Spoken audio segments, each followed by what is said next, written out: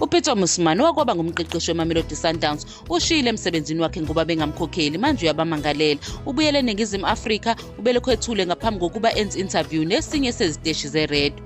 Engxoxweni nomsakazo weRadio Mosimane ukhulume ngabaqeqeshi bamaqembu amathathu amakhulu kuPSL okuyiKaizer Chiefs, Orlando Pirates neMamelodi Sundowns. Uthe umqeqeshi weOrlando Pirates wenza umsebenzi omkhulu omuhle noncomekayo.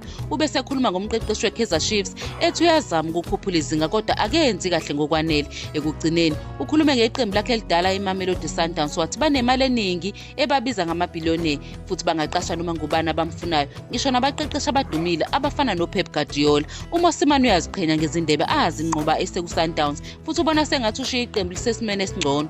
Njengoba uMosimane esebuyile eNingizimu Afrika, kuzoba nengcindezi yokuthi umqeqeshi weKaizer Chiefs athole imiphumela emihle anqobe imidlalo.